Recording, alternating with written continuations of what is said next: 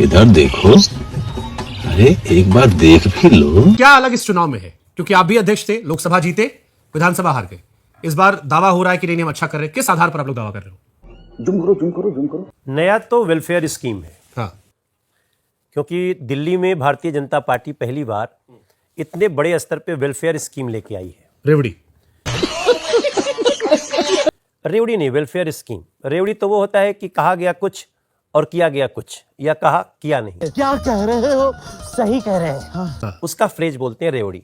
बहुत कंफ्यूजन हो गया है रेवड़ी को। क्या क्या कहना क्या चाह रहे हैं भाई आप? रेवड़ी बांटना हाँ। मतलब एक मुहावरे का अर्थ है कि आपने जो कहा वो किया नहीं। जैसे कह दिया पानी माफ बिजली हाफ, पता है ना आप सबको। तो ये रेवड़ी हो गई। अब दिल्ली का हर आदमी सोचता होगा हमारा पानी माफ हो जाएगा। दावा करना रेवड़ी नहीं है। नहीं, अगर हम स्कीम बनाते हैं और डिलीवर करते हैं तो उसको रेवड़ी नहीं कह सकते आप। इसलिए भारतीय जनता पार्टी के बारे में आजकल गली गली क्या चल रहा है कि बीजेपी जो कहती है वो करती है और वही कहती है जो कर सकती है।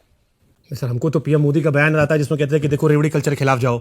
आप लोग 80 करोड़ रेवड़ी लोगों की कल्चर। योजनाओं को भी रेवड़ी नहीं मानते थे। अब बीजेपी भी लोग कह रहे हैं बिल्कुल वही हो गई है कि अगर आम आदमी पार्टी, एक उदाहरण के तौर पर कहूं कि अगर वो तिलक लगा रहे तो आप लोग भभूत लगाने तैयार बैठे हैं कि ये चुनाव जीत जाना है।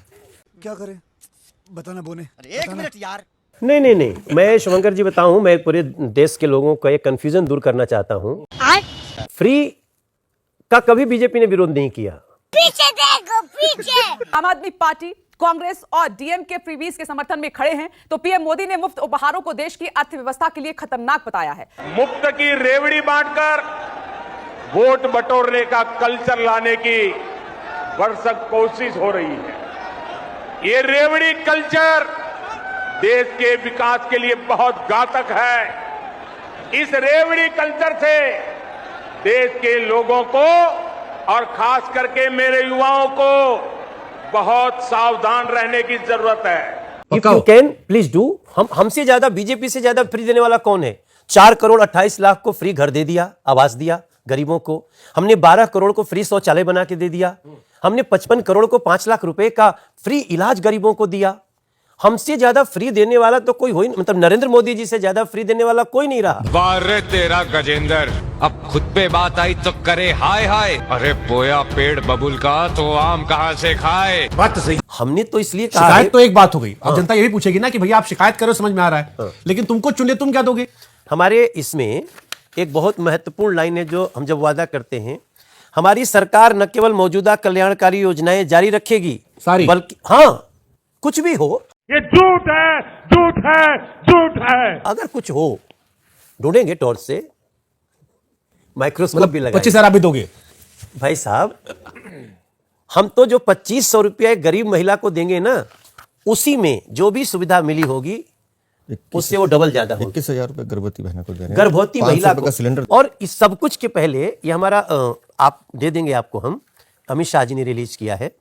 और अमित शाह जी जो रिलीज करते हैं, मतलब वो देखिए, ये जुमला है।